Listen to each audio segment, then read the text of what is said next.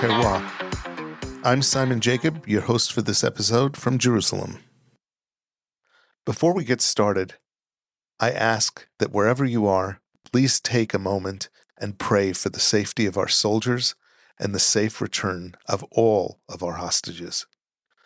Welcome back, my friends, to the Kosher Terroir, where wine meets story and where every glass uncorks a world of heritage, struggle, craftsmanship, and soul. I'm your host, Simon Jacob, and today we're going deep. We're taking a journey not just through the terroir, not just through the vineyard, but through time. If you're driving in your car, please focus on the road ahead. If you're home, sit back, relax, open a bottle of wonderful kosher wine, and listen in.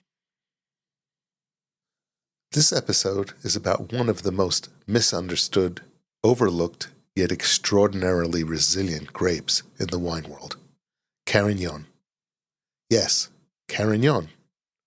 Or, as it's sometimes known in Spain, as Carignana, or Sardinia, Carignano, or California as Carignan.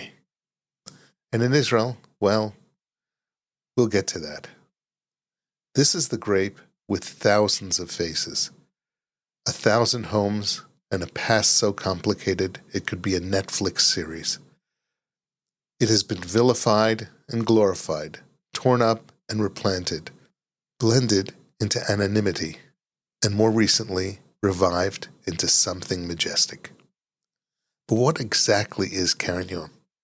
Where does it come from? Why has it been both adored and dismissed across history? And what role does it play in the future of kosher wines? Today we'll explore all of that and more. We'll unearth Carignan's tangled roots in Spain and France. We'll explore how it helped shape the agricultural identity of Israel, particularly in the early days of the Zionist movement. We'll talk about winemakers who are giving Carignan a second chance, or perhaps a fifth, and producing wines of surprising finesse and freshness.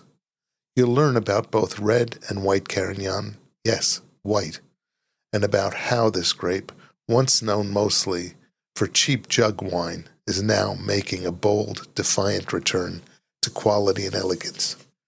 We'll get into production styles. Think rich and structured Mediterranean reds. Think spicy, herbaceous reds from ancient bush vines. Think light, juicy, almost Beaujolais-style expressions. Think Carignan Blanc. Yes, that is a thing. And maybe, most importantly, we'll get personal. This isn't just a grape. This is a survivor, a comeback artist, a grape with something to prove. And if you're in the kosher wine world or looking to expand your palate beyond Cabernet and Merlot, Carignan might just surprise you. Whether you're sipping something light and chillable from the Judean hills or a deep-rooting Carignan from Sardinia, this grape invites you to rethink what wine can be.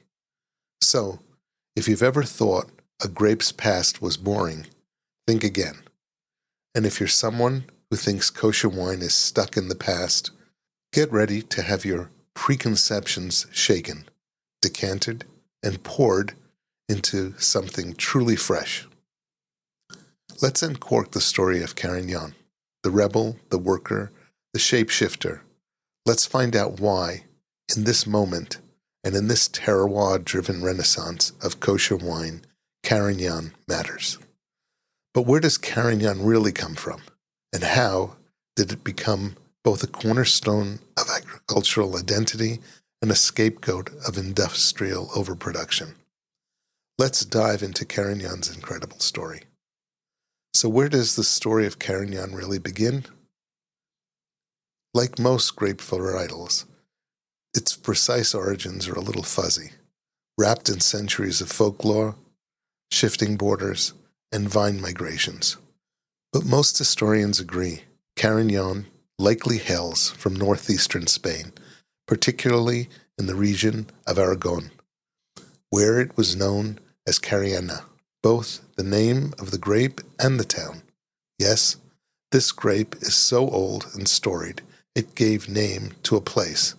That's right, Carignan did not get its name from the town got its name from the grape. That should tell you something.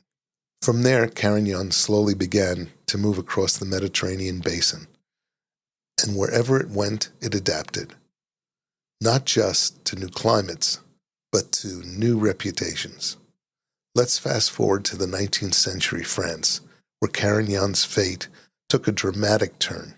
As Europe recovered from the devastation of the Phylloxera plague, which wiped out entire vineyards, Carignan offered an answer. It was vigorous, resilient, high-yielding, and adaptable to the hot, arid conditions of the Languedoc-Roussillon region of southern France. And so the French planted it everywhere. We're talking about hundreds of thousands of hectares. By the mid-20th century, Carignan became France's most planted grape. Yes, the most planted grape. Even more than Merlot or Grenache. Think about that. But here's the rub. With great yields came mediocre wine. Because Carignan, left unchecked, can easily become a workhorse, pumping out bulk wines that are rustic, overly tannic, and harshly acidic. That's exactly what happened in Languedoc. Carignan was dumped into supermarket blends, anonymous table wines, and the infamous vin ordinaire. In short, Carignan's reputation suffered. But let's hit pause here and cross over to a different Mediterranean country, Israel. Now, this part of the story is important, especially to listeners of the Kosher Terroir, because Carignan played a massive role in the rebirth of Jewish agriculture. In the early 1880s, as part of the First Aliyah, Jewish immigrants began returning to the land of Israel. Many were inexperienced farmers, but they had a vision to till the land, build communities, and revive ancient viticulture. With the support of Baron Edmund de Rothschild, cuttings from French vines were imported, among them Carignan. Carignan was planted throughout the coastal plain and lower Galilee, especially in Zichron Yaakov, Rishon LeZion, and Binyamina. Its resilience to heat, disease, and inconsistent farming practices made it ideal for the nascent wine industry of Palestine under Ottoman and then British rule. By the 20th century, Carignan was the backbone of Israeli wine. But just like in France, quantity began to overtake quality. Carignan's versatility became its curse. For decades, it was used primarily as sacramental wine, sweet Kiddush blends, or entry-level reds, but was the kosher wine industry's silent partner, always there but never celebrated. But something shifted in the early 2000s. In both Israel and globally, winemakers began to reevaluate Carignan. They looked at the old bush vines, often neglected but still thriving. They asked, what if we farmed this grape with care? What if we lowered the yields? What if we picked at the right moment, fermented naturally, and aged thoughtfully? That question lit a fire. Now, some of the most interesting wines in the kosher world and the natural wine world are made from old vine Carignan. In California, winemakers are producing vibrant, chillable reds from dry, farmed vines planted as far back as the 1940s. In Sardinia, there is an appellation built around this grape with powerful, deeply savory wines. In Chile, especially in Mal Valley, Carignan has found new life in dry, old vine heritage projects. In Israel, winemakers like Yaakov Oria, Dani Friedenberg from Tepperberg, and Asaf Pass from Vitkin are crafting some of the country's most expressive and age-worthy Carignan base wines. So what happened? Why the turnaround? It's simple, really. Carignan is not a bad grape. It's a misunderstood one. Like Pinot Noir or Grenache, it demands attention. It needs care. And when it gets it, when it's dry farmed, harvested at the right time, vinified with skill, it can produce wines that are stunningly complex. In fact, Carignan has gone from a maligned blending grape to a darling of sommeliers and wine geeks around the world.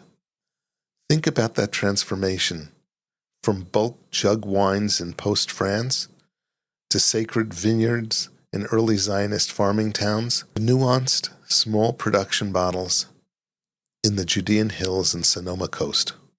Carignan has been there through it all. It's been cheap, it's been noble, it's been forgotten, it's been revived.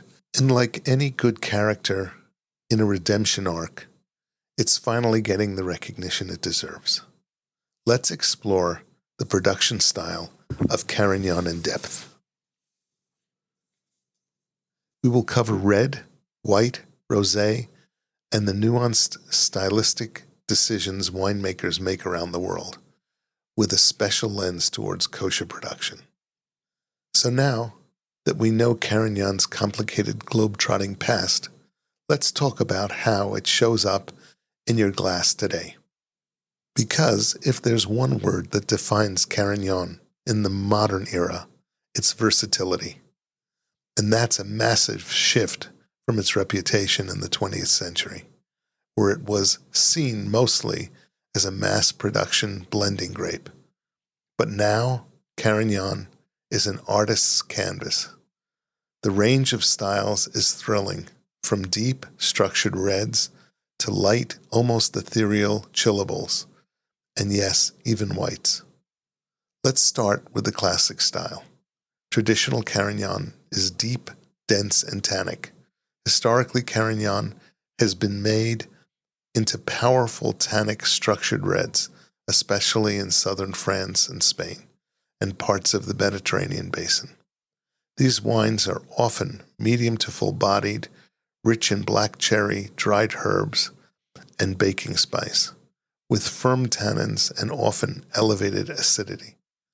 Now, here's the catch. Carignan is naturally high in acid and tannins, and its yields are vigorous.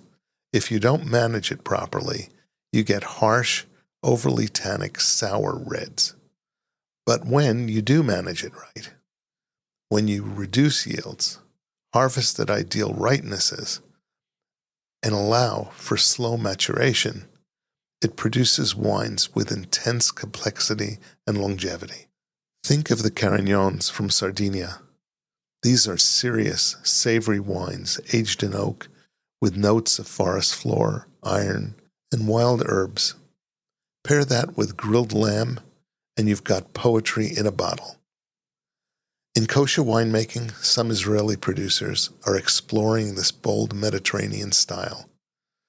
Look to Vitkin Winery, where Asaf Paz focuses on low-yield Mediterranean reds with real structure and personality.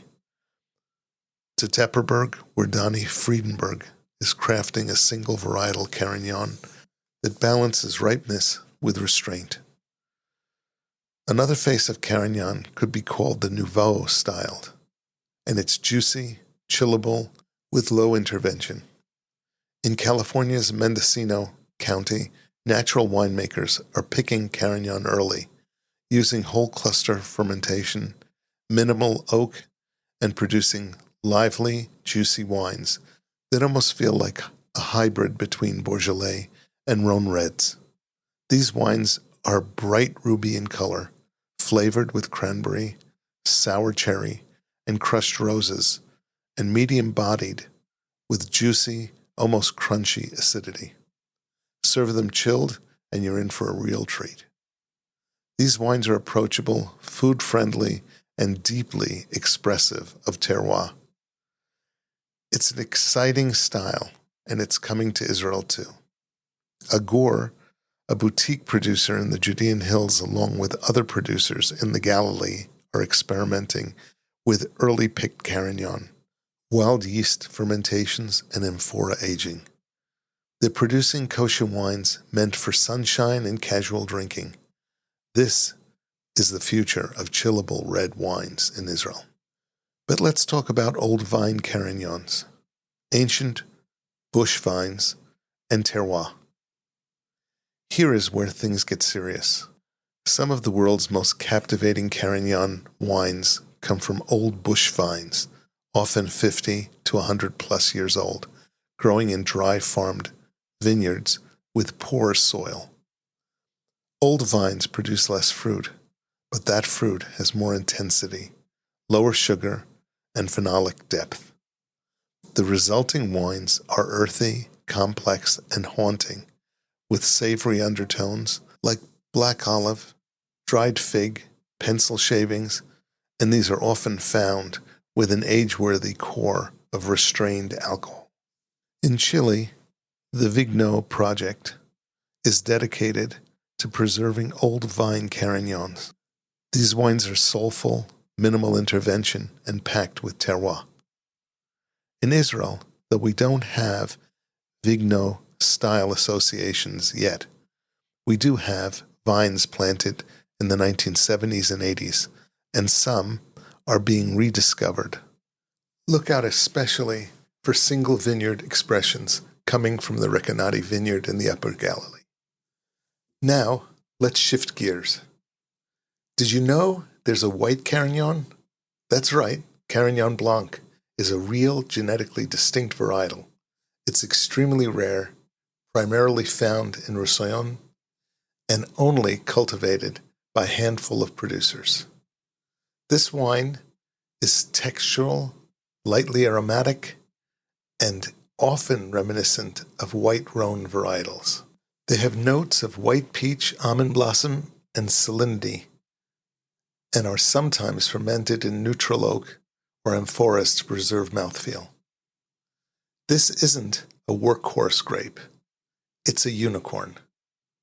In kosher winemaking, it hasn't yet found traction. But watch this space. Israel's interest in white Mediterranean varietals is growing, and it's only a matter of time before someone plants or imports Carignan Blanc. Now, here's a twist. Some producers, in both natural and kosher scenes, are making Blanc de Noir, styles of red Carignan grapes. Asaf Pazin Vitkin Winery just introduced such a version, which is particularly spectacular. By gently pressing red Carignan and separating the juice from the skins quickly, you get a white or pale pink wine from red grapes, often structured like a white, but with more body and depth. These wines are crisp and mineral-driven, while often lightly oxidative and fantastic with spicy Mediterranean food or aged cheeses. It's not yet mainstream, but in boutique, natural cellars in both California and Cantalona, this style is making waves, and the kosher version is picking up a clear fan base in the Tel Aviv wine scene. And of course, Carignan Rosé is a thing of beauty, artfully described as summer in a glass. It offers tart red fruit along with streak of earthy minerality and often a dry finish that pairs beautifully with spicy food. In Provence, it's used in blends, but in California, some winemakers like producing single varietal Carignan rosés. Zippy, clean, and perfect for chilled summer sipping. In Israel, rosé is trending upward, and a Carignan rosé with Israeli spices, olive oil heavy cuisine is a natural fit. Let's take a quick world tour of some of the notable kosher Carignan producers and styles. Vitkin Winery in Israel has a Carignan-based Mediterranean red that's earthy, herbal, and long-lived. The Tepperberg Winery in Israel has a single varietal Carignan that's powerful and bold. Hedju Winery in California produces a small lot natural style Carignan that's chillable, complex, with minimal sulfites. Capsanis in Spain offers some fantastic blends from Catalonia that include an old vine Carignan. In Domaine Tofa of Israel, while more focused on Rhone varietals, keep your eyes open for a very special Carignan project they have been working on. So whether it's bold or brambly, light or zippy, pink, flirty, or white and mysterious, Carignan refuses to be pigeonholed. It is without question one of the most stylistically diverse grapes in the kosher wine world today.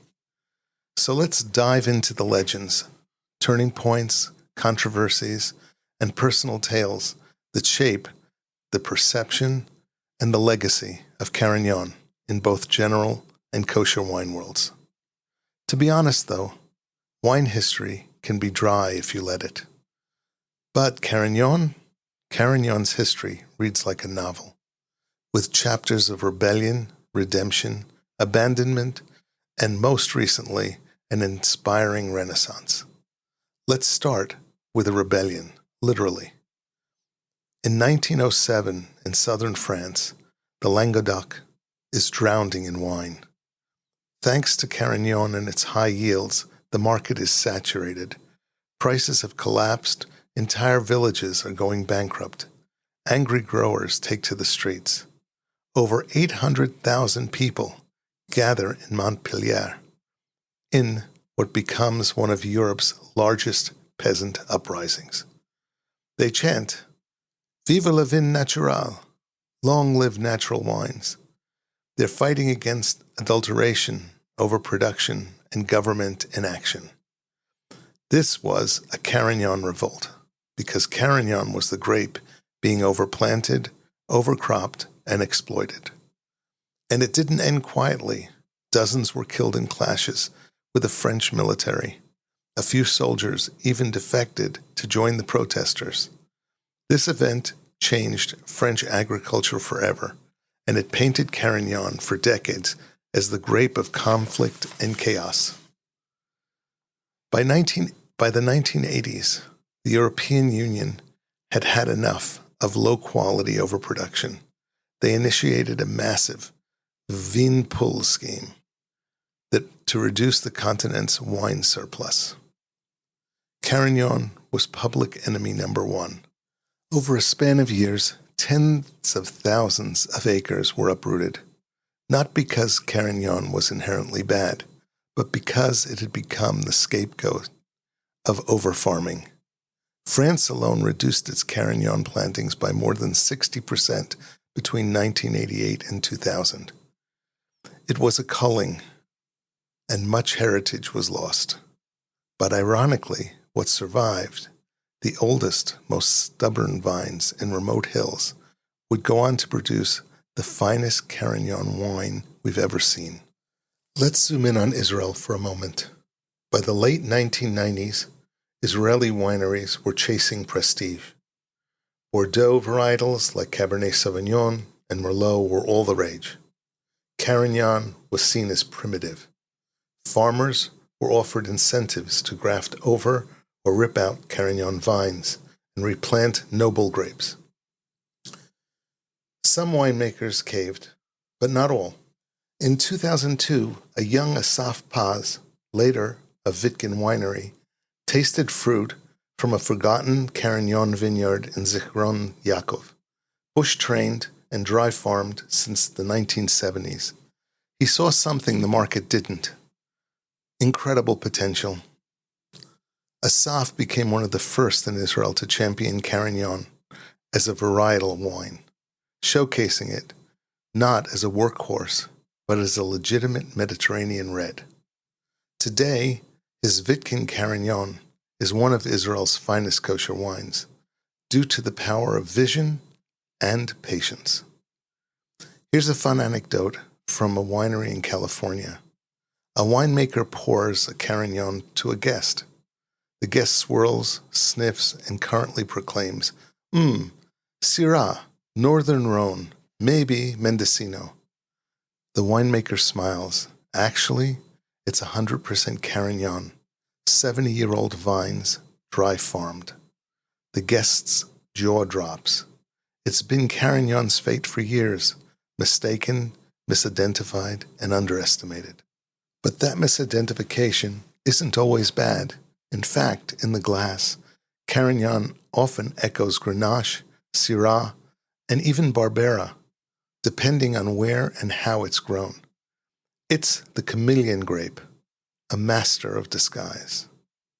Another myth.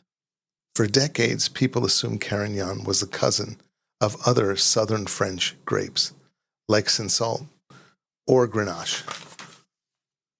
But in the early 2000s, genetic mapping proved otherwise. Carignan is not closely related to Grenache. In fact, it has its own unique lineage, closer to obscure Spanish varietals like Bhopal and Morastel. And then there's Carignan Blanc, long thought to be a color mutation of red Carignan. But as it turns out, it's a distinct variety altogether. This redefined how growers treated it, not as a curiosity, but as something worth preserving. In 2019, a Carignan from Chile was named one of Wine Spectator's top 100 wines of the year. Think about that. A grape once destined for obscurity, now celebrated on the world stage.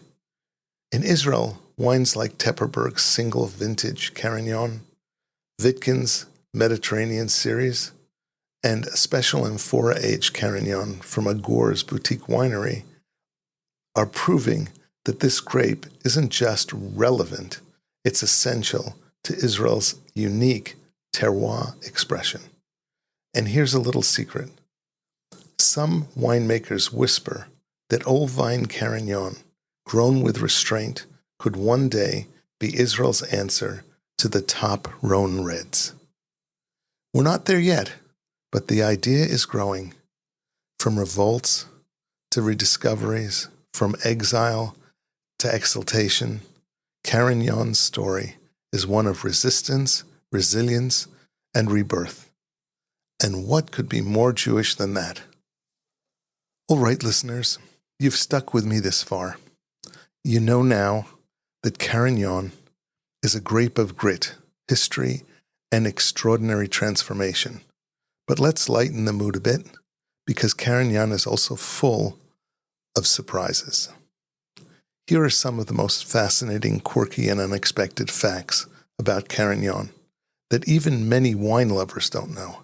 And I promise a few of these will make you say, wait, what? Believe it or not, for most of the 20th century, wine educators literally advised against using Carignan for premium wine. But why? Because of its natural high acidity, elevated tannins, and its tendency to overcrop if not severely pruned. It was seen as a nightmare in the winery. But here's the irony. Those same flaws are now considered features when managed right.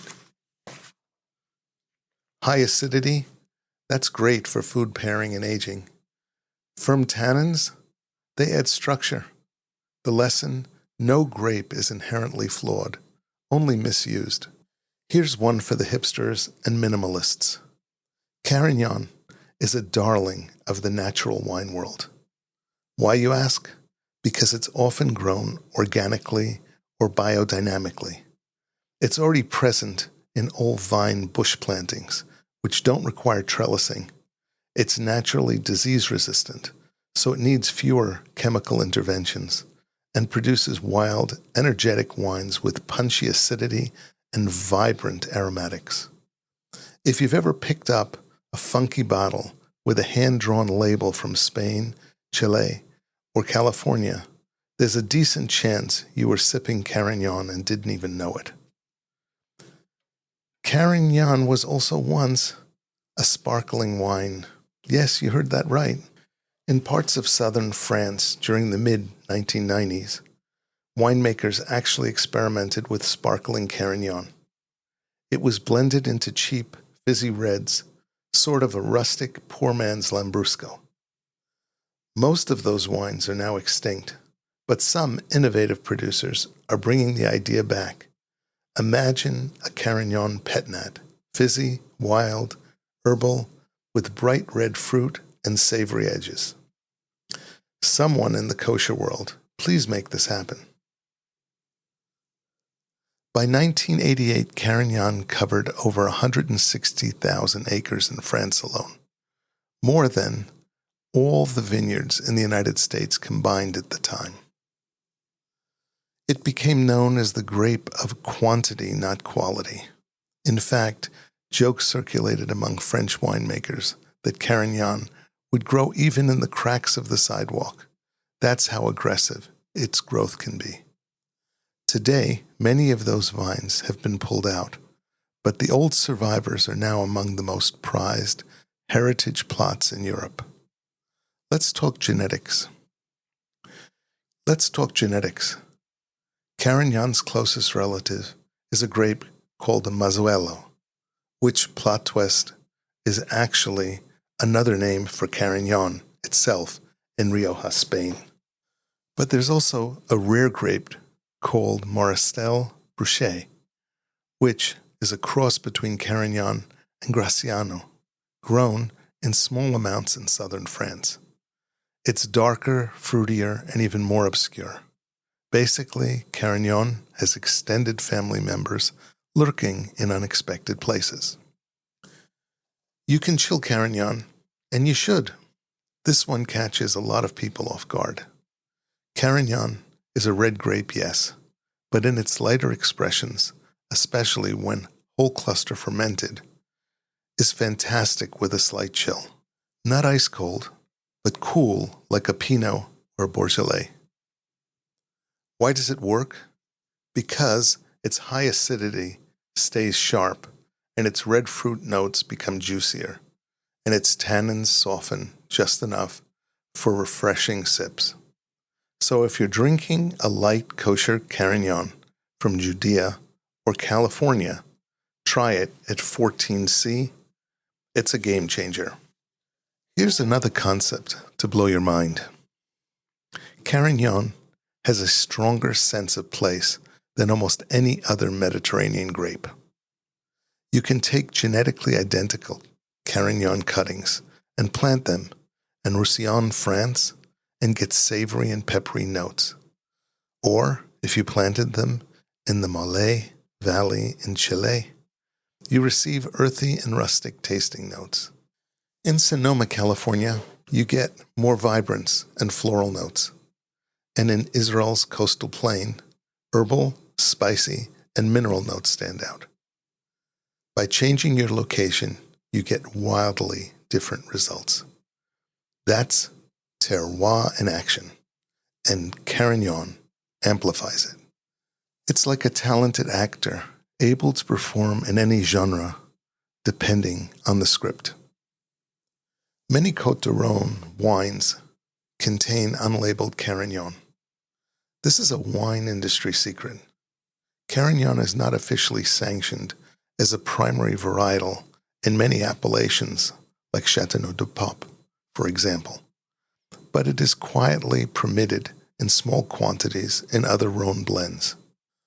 So while your bottle label may list Syrah, Grenache, Mourvèdre, that peppery, smoky edge, that unexpected tang, might just be Carignan whispering from the shadows. Surprisingly, there are still undiscovered old vine Carignan vineyards in parts of northern Spain, rural Italy, and even in Israel. There are abandoned and misidentified old vineyards that were once planted with Carignan, some of which are now being rediscovered. This is part of a global movement rescuing lost vineyards and giving them new purpose.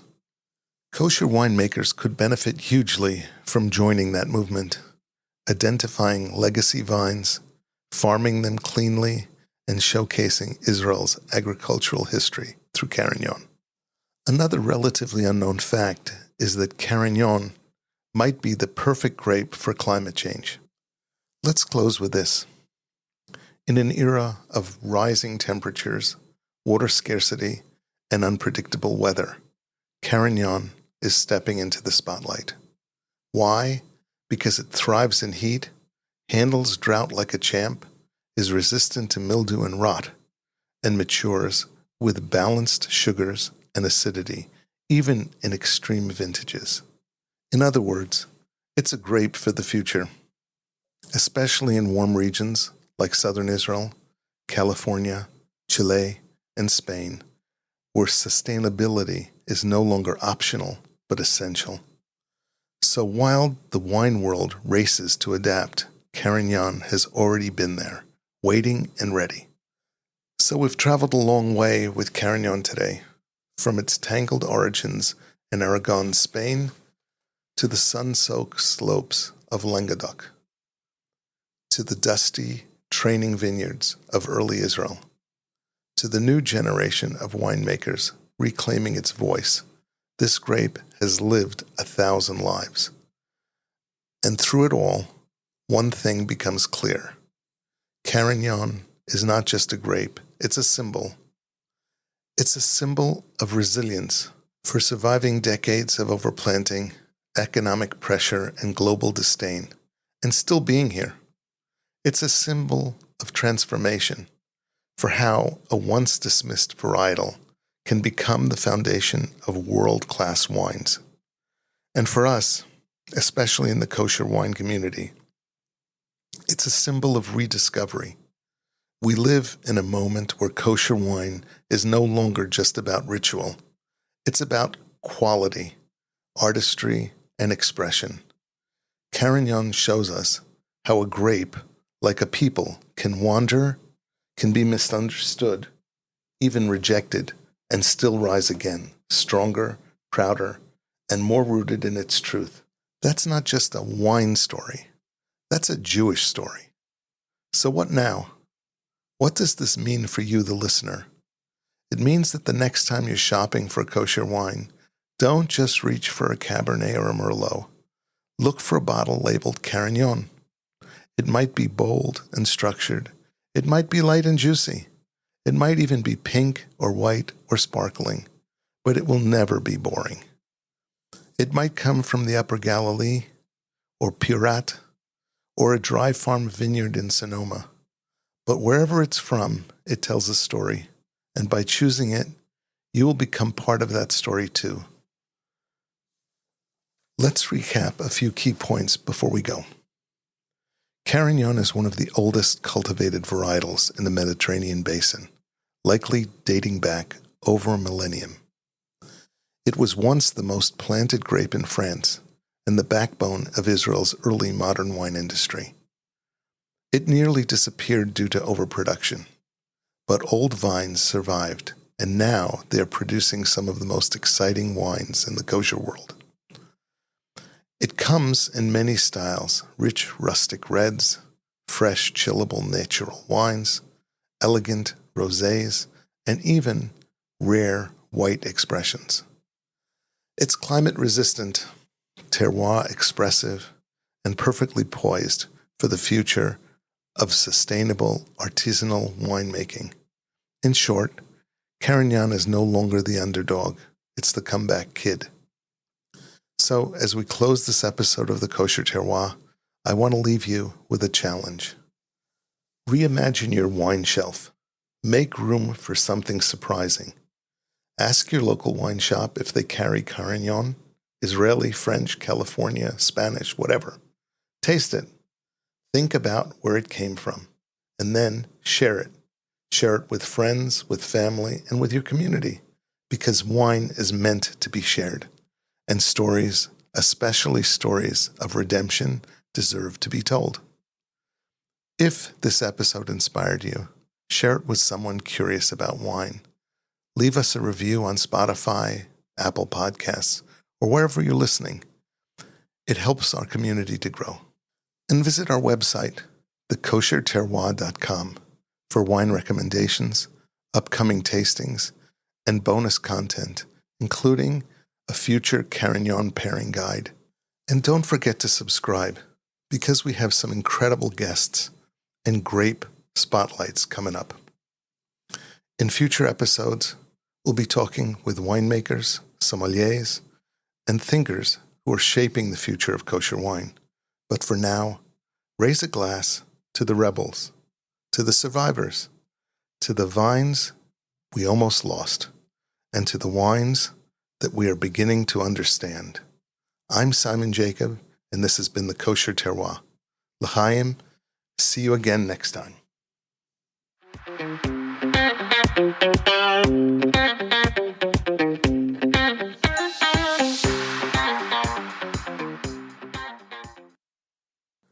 This is Simon Jacob again, your host of today's episode of the Kosher Terroir. I have a personal request. No matter where you are or where you live, please take a moment to pray for our soldiers' safety and the safe and rapid return of our hostages. Please subscribe via your podcast provider to be informed of our new episodes as they are released. If you're new to the Kosher Terroir, please check out our many past episodes.